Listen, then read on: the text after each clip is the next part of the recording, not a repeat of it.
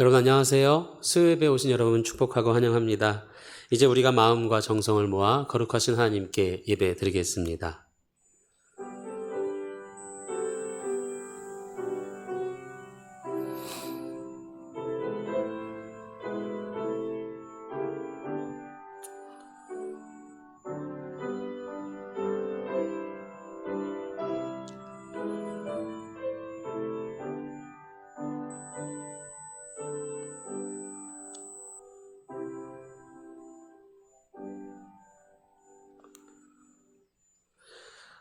사랑이 많으신 하나님 아버지, 무더위와 크고 작은 어려움 가운데서도 저희들에게 믿음 주시고 인도하여 주심에 감사드립니다.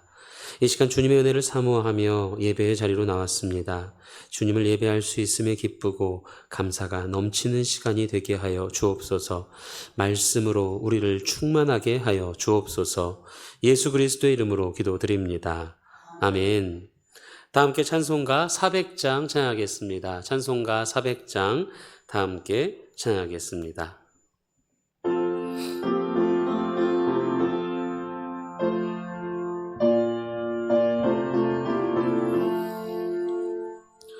험한 시험물 속에서 나를 건져주시고 노한 풍랑 지나도록 나를 숨겨주소서. 주여 나를 돌보시사 고이 품어주시고 험한 풍파 지나도록 나를 숨겨주소서. 권세 능력 무한하사 모든 시험 이기고 풍랑까지 다스리는 주님 앞에 비오니 주여 나를 돌보시사 고이 품어주시고 험한 풍파 지나도록 나를 숨겨주소서. 죄악길에 빠진 이 몸 캄캄한 데 헤매며 부르짖는 나의 원 들으소서. 내 주여 주여 나를 돌보시사 고이 품어주시고 험한 풍파 지나도록 나를 숨겨주소서. 아멘.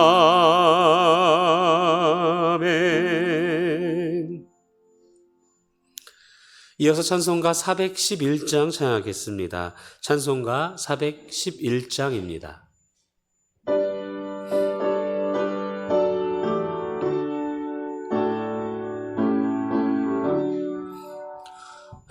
내 맘속에 참된 평화 있네.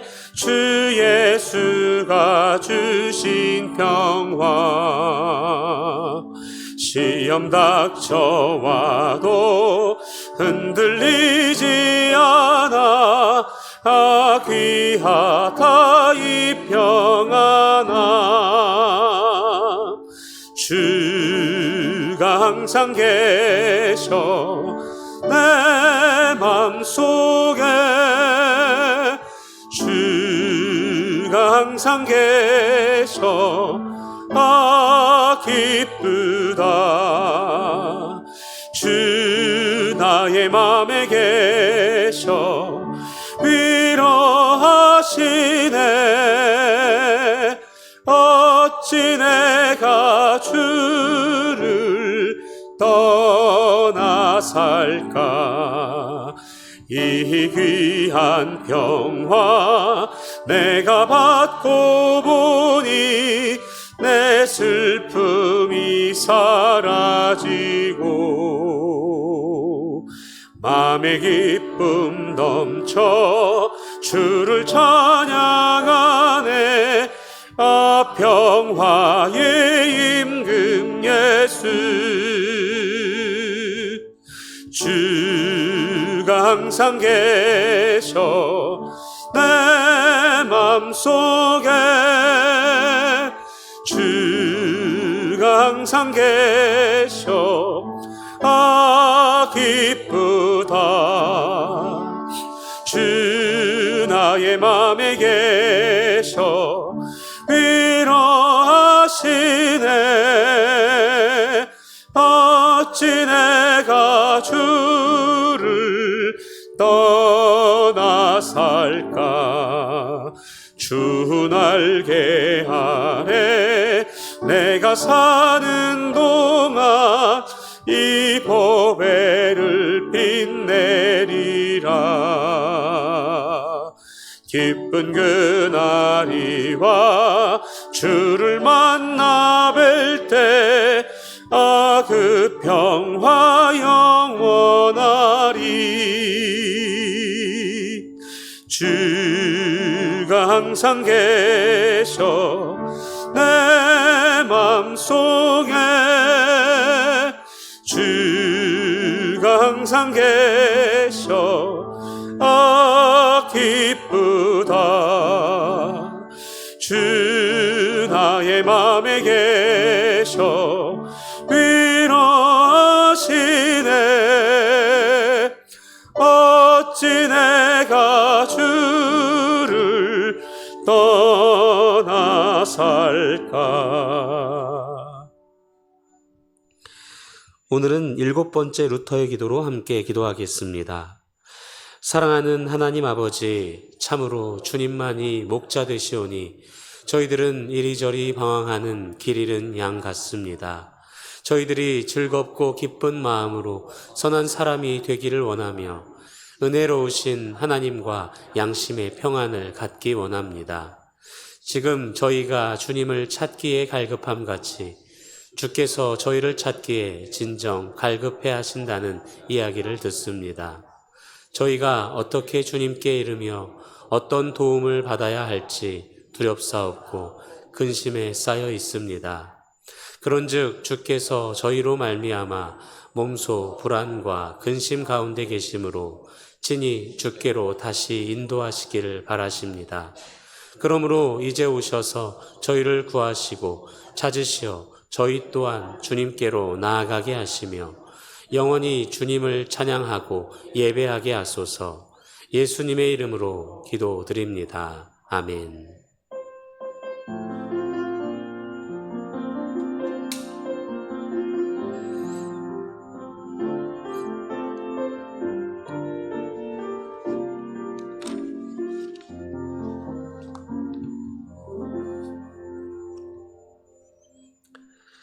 하나님께서 오늘 우리에게 주신 말씀은 사도행전 21장 1절에서 16절의 말씀입니다.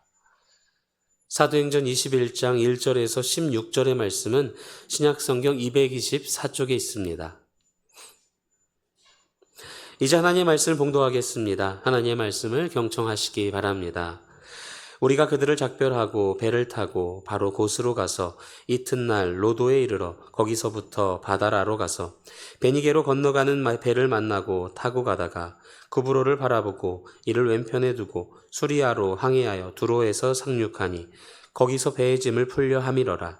제자들을 찾아 거기서 이레를 머물더니 그 제자들이 성령의 감동으로 바울더러 예루살렘에 들어가지 말라 하더라. 이 여러 날을 지낸 후 우리가 떠나갈새 그들이 다 그 처자와 함께 성문 밖까지 전송하거늘 우리가 바닷가에서 무릎을 꿇어 기도하고 서로 작별한 후 우리는 배에 오르고 그들은 집으로 돌아가니라. 두로를 떠나 항해를 다 마치고 돌레마이에 이르러 형제들에게 안부를 묻고 그들과 함께 하루를 있다가 이튿날 떠나 가이사랴에 이르러 7 집사 중 하나인 전도자 빌립의 집에 들어가서 머무느니라. 그에게 딸 넷이 있으니 처녀로 예언하는 자라. 여러 날 머물러 있더니 아가보라 하는 한 선지자가 유대로부터 내려와 우리에게 와서 바울의 띠를 가져다가 자기 수족을 잡아매고 말하기를 성령이 말씀하시되 예루살렘에서 유대인들이 이같이 이 띠 임자를 결박하여 이방인의 손에 넘겨주리라 하거늘 우리가 그 말을 듣고 그곳 사람들과 더불어 바울에게 예루살렘으로 올라가지 말라고 하니 바울이 대답하되 여러분이 어찌하여 울어 내 마음을 상하게 하느냐 나는 주 예수의 이름을 위하여 결박당할 뿐 아니라 예루살렘에서 죽을 것도 각오하였노라 하니 그가 권함을 받지 아니하므로 우리가 주의 뜻대로 이루어지이다 하고 그쳤노라. 이 여러 날 후에 여장을 꾸려 예루살렘으로 올라갈새 가이사랴의 몇 제자가 함께 가며 한 오랜 제자 구브로 사람 나손을 데리고 가니 이는 우리가 그의 집에 머물려 함이라. 아멘. 이 시간 목사님께서 하나님의 말씀 전해주시겠습니다. 은혜로운 시간 되시기 바랍니다.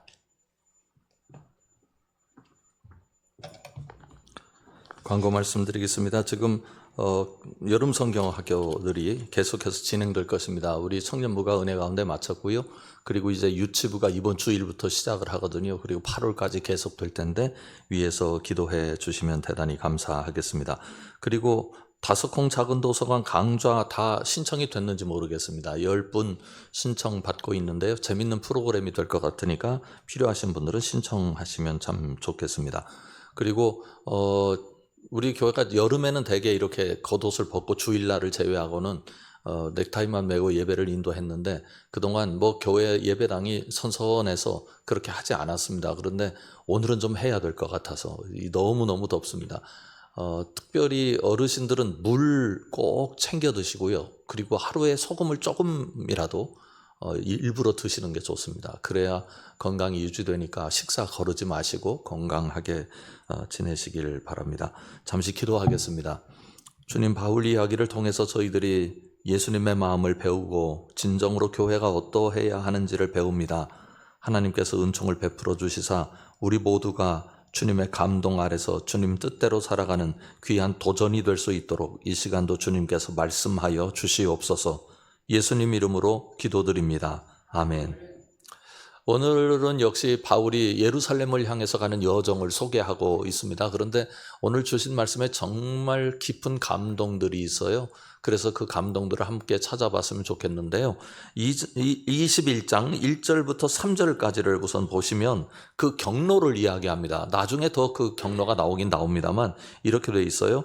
우리가 그들을 작별하고 배를 타고 바로 고스로 가서 이튿날 로도에 이르러 거기서부터 바다라로 가서 베니게로 건너가는 배를 만나서 타고 가다가 구브로를 바라보고 이를 왼편에 두고 수리아로 항해하여 두로에서 상륙하니 거기서 배의 짐을 풀려 함이러라. 이렇게 말씀하고 있는데 한번 지도를 보시겠습니다.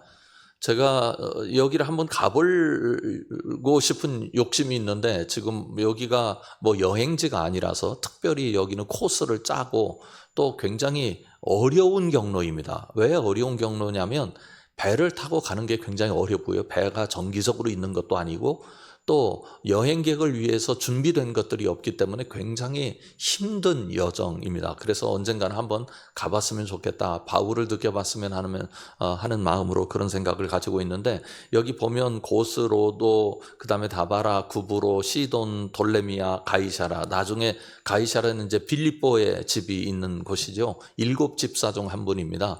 그리고 둘레미아에서도 머물게 되었는데 이렇게 형제들 집에 머무는 모든 과정을 얘기하고 있어요. 그런데 이런 과정들이 어떤 의미를 갖는지를 이제 오늘 주신 말씀을 통해서 우리가 함께 보겠습니다. 바울은 여행을 했습니다. 그런데 이 여행을 우리가 뭐라고 하느냐면 선교 여행이라고 그래요.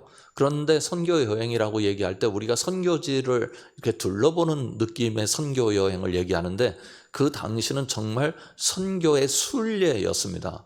순례라고 하는 게 선교지를 가보는 게 아니죠. 자신의 길을 하나님의 뜻을 따라 걸어가는 과정에서 만나는 사람들, 교회 이야기들이 여기에 담겨 있다고 볼 수 있습니다. 이제 어떤 이야기들이 여기에 담겨 있는지를 좀 살펴보겠는데요. 오늘 한 3가지 정도 이야기가 담겨 있다 하는 겁니다. 첫 번째 이야기를 우리가 시작해 보겠습니다. 4절을 보면 이렇게 시작을 해요. 제자들을 찾아 거기서 이레를 머물더니 이렇게 돼 있고요. 그리고 5절을 보면 이 여러 날을 지낸 후 우리가 떠나갈새 그들이 다 그 처자와 함께 성문 밖까지 전송하거늘 우리가 바닷가에서 무릎을 꿇어 기도하고. 신학자들이 성경에 나오는 가장 아름다운 장면 중에 하나가 5절이다 그런 얘기를 합니다. 무슨 말씀이냐면 여기서 이래를 머물렀다. 그런데 그 당시에 손님이 와서 이래를 머무는 게 쉬운 일이 아닙니다. 미국에 가보니까 미국의 교민들 중에 걱정이 하나 있더라고요. 그리고 어려움이 하나 있는데 한국에서 이제 손님들이 오는 거죠. 그 한국에서 손님들이 갈 때는 우리가 갈 때는 처음 가는 것일 수도 있고 모처럼 가는 것일 수 있잖아요. 그래서 이제 아는 분 가정을 찾아가기 쉽습니다. 근데 아는 분 가정에서는 이 가정만 놀러 오는 게 아니에요. 친구네 집도 놀러 오고 친척네 집도 놀러 오고 뭐 자녀들도 놀러 오고 부모님들도 놀러 오고 그러니까 거기 사는 분한테는 여러 손님들이 오는 거죠. 근데 본인들은 일해서 먹고 살아야 될 것 아닙니까? 아니 뭐 여행 그 가이드가 아니잖아요. 생업이 있는 사람들이라서 시간을 내기가 어렵다고요.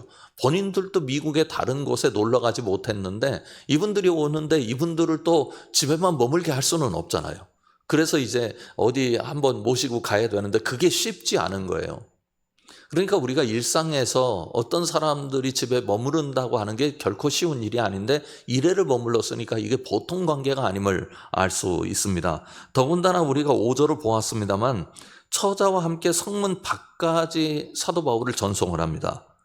그리고 거기에 보면 우리가 바닷가에서 무릎을 꿇어 기도했다. 그런 얘기까지 나와요. 얼마나 깊은 교제가 이루어지고 있었는지를 봅니다. 이게 어떤 모습이냐면 사도행전이 이 이야기를 굳이 쓰는 이유는 무엇 때문이냐면 교회가 이러하다 그 말입니다.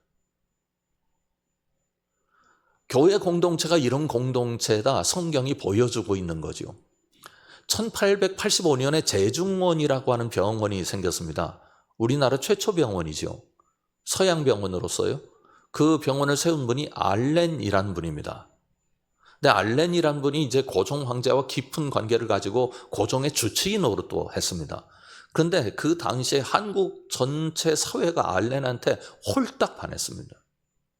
이유는 뭐냐면 그 당시 의료 혜택을 받을 수 있는 사람들은 양반밖에 없어요.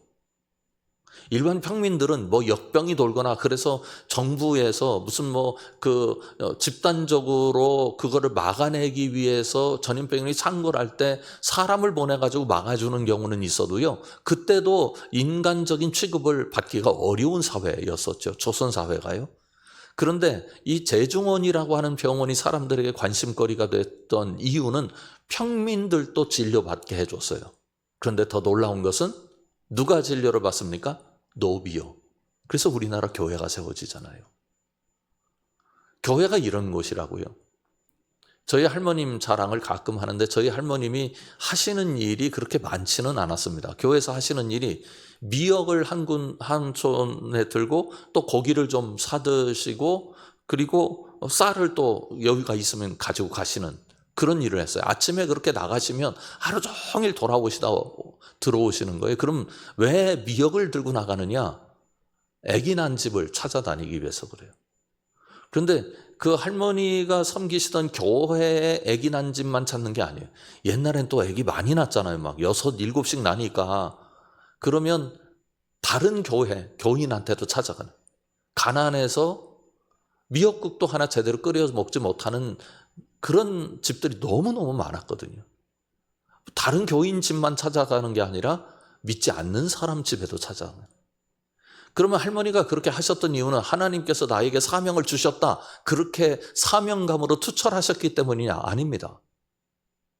할머니는 뭐라고 말씀하셨느냐면 교회는 이런 거다 말씀하셨어요. 교회는 이런 거다.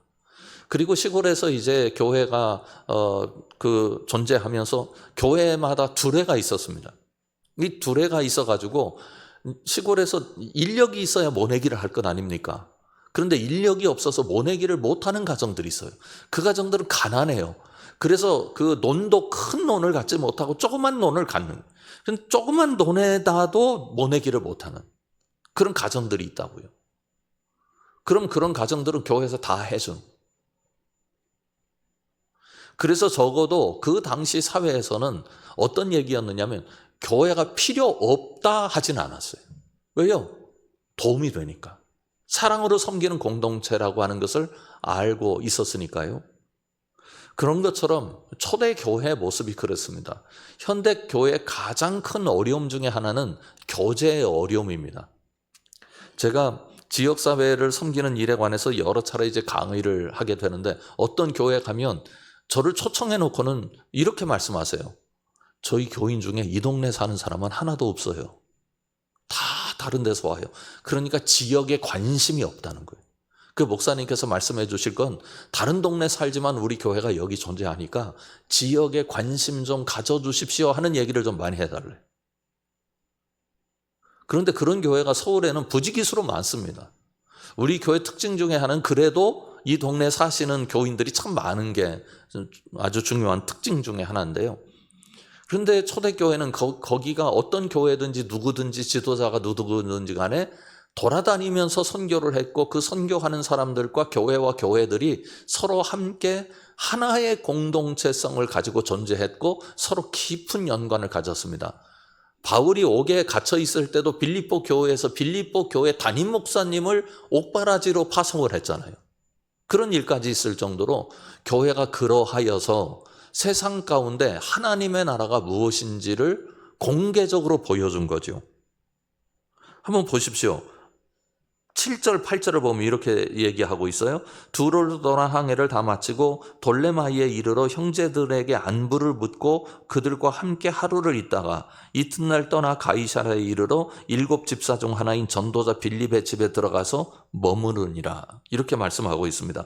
그래서 계속해서 서로 교제가 이루어지고 있는 거예요. 그 지역에 있는 교회만 사도 바울을 맞이하고 있는 게 아니라 사도 바울이 일부러 그 집에 찾아가서 그런 역사를 또 만들어내고 있습니다. 우리가 교제라고 하는 게 얼마나 중요한지 몰라요. 그래서 교회가 교제의 정신을 놓치면 안 될 것 같아요.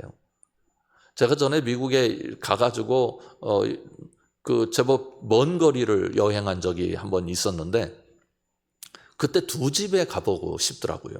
한 집은 어떤 목사님 댁이었고 또 한 집은 제가 아는 성도님 댁이었어요.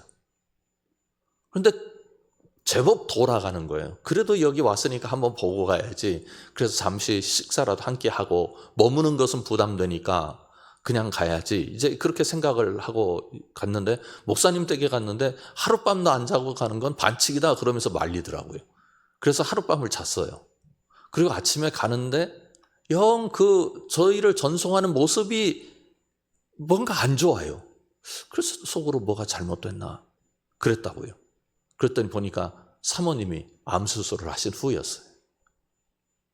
그래서 그 잠시 본인 이야기를 하기는 어려웠고 그런데 이제 가는 마당에 그 얘기는 해야 될 것 같고 그래서 가는 과정에서 얘기를 했는데 그 자기를 찾아온 게 하나님이 보내신 것 같았대요. 그 이민 목회에 얼마나 어려운 목회인지 모릅니다. 그런데 그곳에 누군가가 지인이 와서 함께 이야기를 나누고 함께 묻고 함께 교제하는 게 그렇게 큰 힘이 되었다고요. 그런데 또 한 성도님 댁도 갔어요. 거기도 굉장히 먼 거리였습니다. 그래서 한참 돌아가는 곳이었는데 그곳에도 갔더니 거기 여집사님이 또 수술을 하셨더라고. 그래서 거기서도 하나님께서 보내주신 것 같다고 하면서 너무나 좋아하셔서 이 그리스도 안에서 이 교제라고 하는 게 얼마나 중요한지 다시 한번 깨닫게 됩니다. 교회는 그런 곳이다 생각을 하고 우리가 서로 이제 교회가 규모가 생기고 다 소식을 알지 못하고 또 서로 소통하기가 어려운 환경 속에 있으니까 그럴 수는 없겠습니다만 적어도 여러분들 주변에 그리고 연락이 닿고 관심이 닿는 곳에서는 그런 교제를 통해서 서로 격려하는 것. 교제를 통해서 흉보는 게 아니라 격려하고 세워주고 응원하는 모습이 필요하다 하는 것을 보여주고 있습니다. 두 번째 이야기를 하고 싶은데요. 그것은 성령의 이야기입니다. 4절을 한번 보십시오. 제자들이 찾아가 거기서 이래를 머물더니 그 다음 4절 나머지 같이 읽어보겠습니다. 그 제자들이 성령의 감동으로 바울더러 예루살렘에 들어가지 말라 하더라. 아멘. 바울을 위해서 기도했습니다. 왜냐하면 예루살렘에 간다 그러니까 그런데 거기에 있는 기도하는 이 교제를 통해서 깊은 기도의 사람들이 성령의 감동하심을 받았는데 성령께서 거기 갈 때 어떤 일이 일어나는지에 관해서 알려주셨어요. 특별히 어느 부분에서 더 분명하게 나타나느냐면 8절을 보십시오. 이튿날 떠나 가이사랴에 이르러 7 집사 중 하나인 전도자 빌립의 집에 들어가서 머무르니라. 그에게 딸 넷이 있으니 처녀로 예언하는 자라. 여러 날 머물러 있더니 아가보라 하는 한 선지자가 유대로부터 내려와 11절 같이 읽어볼까요? 우리에게 와서 바울의 띠를 가져다가 자기 수족을 잡아매고 말하기를 성령이 말씀하시되 예루살렘에서 유대인들이 이같이 이 띠 임자를 결박하여 이방인의 손에 넘겨주리라 하거늘. 아멘. 성령의 감동이 있었어요. 어떤 감동이 있느냐면 예루살렘에 바울이 가게 될 경우 앞으로 그의 인생에 펼쳐질 어떤 일이 일어날 것인지에 관해서 알려주셨어요. 여기서 감동이란 말은 우리로 이야기하면 우리에게 굉장한 어떤 정서적으로 풍성하게 만들고 은혜 속에 쌓이게 만든다는 말이 아니고 성령의 계시를 의미합니다. 이 감동이란 말이 못 보던 것을 보여주는 것을 감동이라고 헬라어 원어상으로 그렇거든요. 그래서 못 보던 것을 보게 됐어요. 바울이 앞으로 경험해야 될 고통과 환난의 소식이었습니다. 그걸 봤어요. 근데 여러분 우리가 여기서 하나 착각하면 안 되는 게 있어요. 그건 어떤 거냐면 성령께서 바울더러 예루살렘에 가지 말라고 하신 적은 없습니다. 어떤 분은 그렇게 생각을 하더라고요. 성령께서 예루살렘에 바울더러 가지 말라고 했는데 바울이 성령의 지시하심을 받지 않고 그냥 갔다 그렇게 말씀하시는 건데 그건 성경을 정확하게 읽지 않아서 그런 거예요. 바울은 성령의 역사를 단 한 번도 어겨본 적이 없습니다. 바울이 본래 어디를 선교하려고 했어요? 아시아를. 그런데 바울더러 어디로 가라고 말씀하셨죠? 마게도냐 지방으로 가라 그랬잖아요. 유럽입니다. 터키가 유럽과 그 아시아의 가운데 있는 나라 아닙니까? 그래서 바다 건너면 유럽이고 안쪽 내륙 쪽으로 들어가면 아시아입니다. 그런 상황 속에서 성령께서 내륙 쪽으로 가지 말고 바다를 건너서 유럽으로 가라 말씀하셨기 때문에 사도 바울의 선교가 유럽에서 이루어지죠. 근데 여기도 예루살렘에 가지 말라고 하신 게 아니라 예루살렘으로 갈 때 어떤 일이 일어날 건지에 관해서 보여주셨을 뿐이에요. 그러면 성경에 가지 말라 한 건 누가 얘기한 거냐면 바울 주변의 사람들입니다. 바울의 제자들도 가지 말라고 그랬고 바울과 함께하는 그 다른 교회 교인들도 가지 말라고 그랬고 성령의 감동하심을 받은 선지자들도 가지 말라고 그랬고 왜냐하면 바울이 당할 고난을 이분들은 봤으니까 당연히 가지 말라고 말리겠죠. 여기서 재미있다고 표현해야 되나요? 아주 묘한 하나의 하나님의 섭리를 봅니다. 그건 뭐냐면 하나님께서 누군가의 길을 인도하실 때 그 길을 평안하고 복된 길로만 인도하시는 건 아니라는 겁니다. 우리는 평안하고 복된 길로 가면 이건 하나님께서 주신 길, 조금 어렵고 힘든 길을 가면 이건 하나님께서 주시지 않은 길 이렇게 생각을 하잖아요. 근데 가만히 보세요. 우리가 부모님으로부터 교육을 받을 때도 부모님이 좋게 말씀하셔서 우리가 변화된 게 있어요. 너 그렇게 하는 건 아니다. 이렇게 하는 거다. 그런데 어떤 부분은 매맞고 변화돼요. 혼나봐야 변한다고요. 그러니까 그게 우리가 경험할 때는 힘든 일이고 고통스러운 일인데 그것을 통해서 우리 인생길이 더 아름답게 변하거든요. 그런 것처럼 사도 바울 앞에 펼쳐질 이 삶의 과정이 고통스럽고 환난의 소식이긴 합니다. 그럼에도 불구하고 사도 바울이 그렇게 하지 않았으면 로마의 복음이 전해지지 못했을 것입니다. 그 아름다운 역사가 일어나지 못했을 거예요. 로마에 물론 유대인들이 일부가 가고 기독교인들이 일부가 가서 이미 사도 바울이 들어가기 전에 로마에 교회가 있긴 있었습니다만 사도 바울이 로마에 가서 감옥에 갇히는 것을 통해서 전 세계적으로 복음이 전파되는 놀라운 역사가 일어났습니다.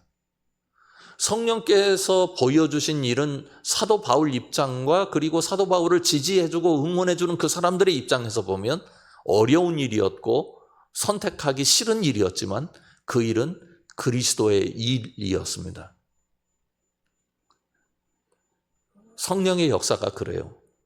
성령의 역사는 하나님의 뜻을 전하시는 역사입니다. 우리 마음에 드는 길로 걷게 하시는 역사는 아니라고요. 우리가 하나님의 뜻에 순종하는 것이 우리의 사명이기 때문입니다. 여러분 모두가 늘 성령을 구할 때 하나님의 뜻이 거기 있고 그 뜻이 비록 내게 부담이 된다 할지라도 저는 그 길을 통해서 하나님께 영광을 올려드리겠습니다 하는 신앙적 자세가 확실하시기를 주님의 이름으로 축원합니다.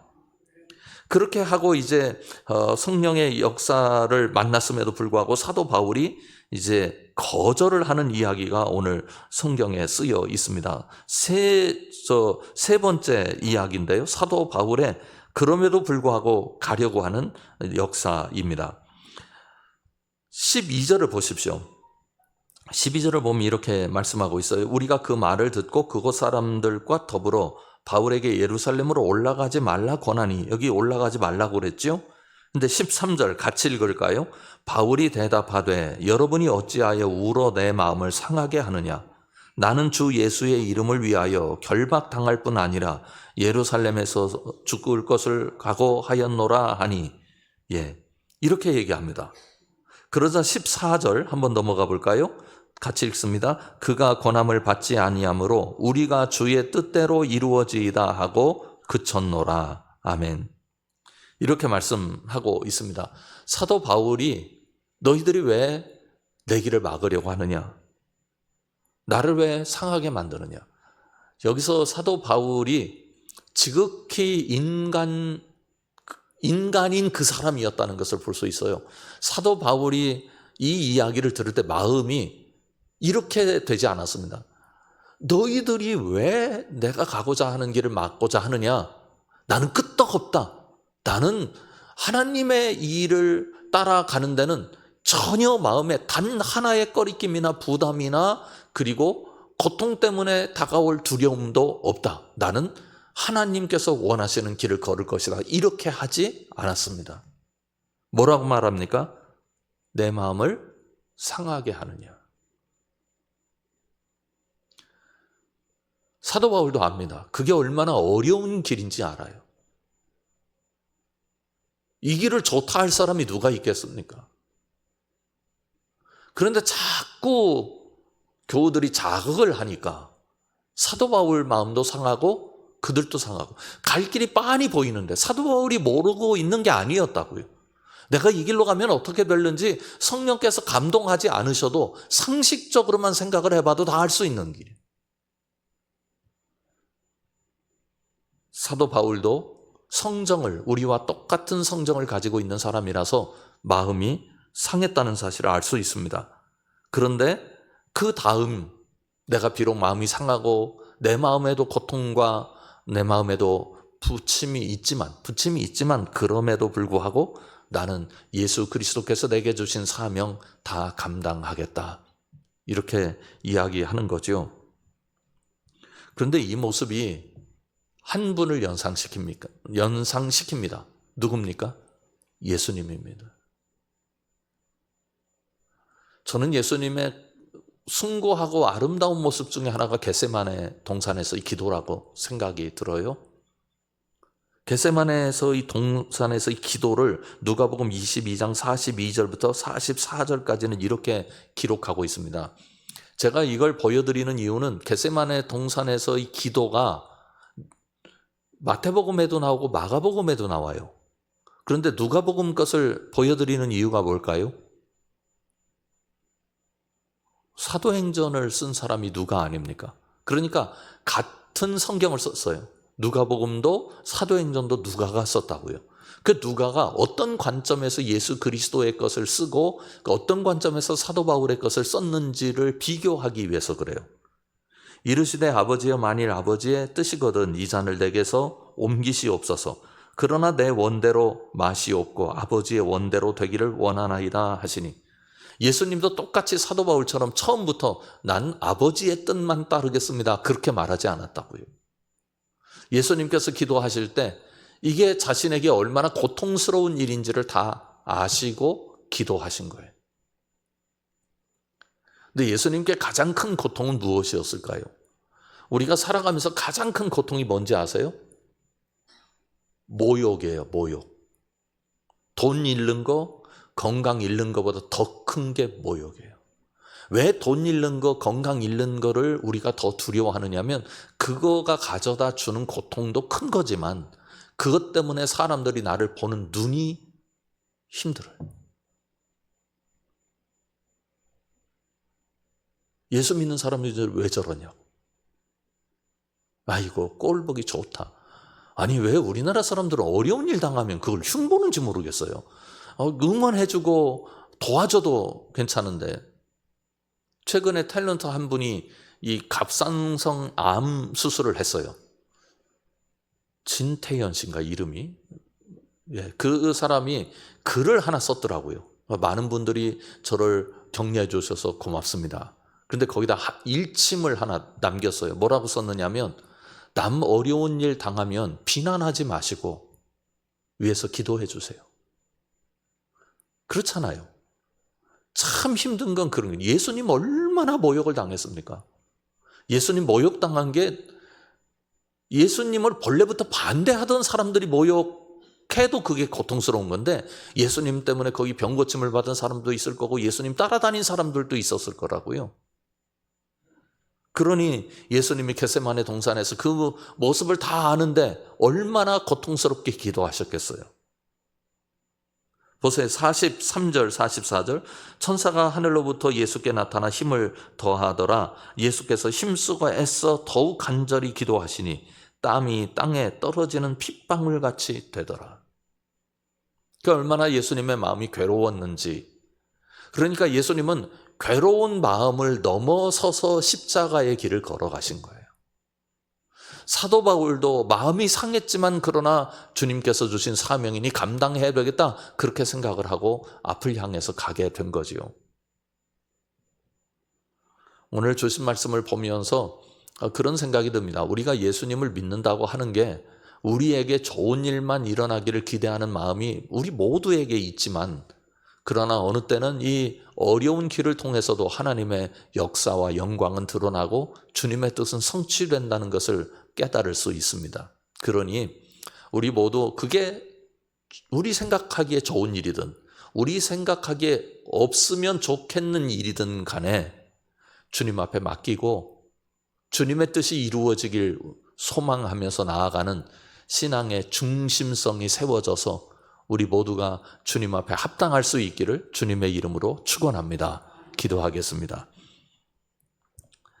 아버지 하나님, 사도 바울이 예루살렘에 가는 길은 험하고 어려웠습니다. 많은 사람들이 만류하는 길이었고 사도 바울도 자신의 인생에 앞으로 닥칠 일에 관해서 생명을 조금도 아끼지 아니한다. 예루살렘에서 죽을 것도 각오했다 말할 정도로 사도 바울도 그 내용에 관해서 너무나 잘 알고 있었습니다. 그럼에도 불구하고 사도 바울 옆에 계신 분들도 사도 바울도 주의 뜻이 이루어지이다 하며 순종하는 모습을 봅니다. 아버지 하나님 앞에 간절히 구하옵나니 우리가 어떤 길에 서 있든 좌절하거나 그리고 낙담하지 않게 하여 주시옵고 우리 길을 통해서 하나님의 뜻이 이루어지게 되는 일이면 아멘 할 수 있게 하여 주시옵고 오히려 어려움 속에서도 주의 뜻이 이루어지길 위하여 기도할 줄 아는 우리 모두 되게 하여 주시옵소서. 예수님 이름으로 간절히 기도드립니다. 아멘. 하늘에 계신 우리 아버지, 아버지의 이름을 거룩하게 하시며 아버지의 나라가 오게 하시며 아버지의 뜻이 하늘에서와 같이 땅에서도 이루어지게 하소서. 오늘 우리에게 일용할 양식을 주시고 우리가 우리에게 잘못한 사람을 용서하여 준 것 같이 우리 죄를 용서하여 주시고 우리를 시험에 빠지지 않게 하시고 악에서 구하소서. 나라와 권능과 영광이 영원히 아버지의 것입니다. 아멘.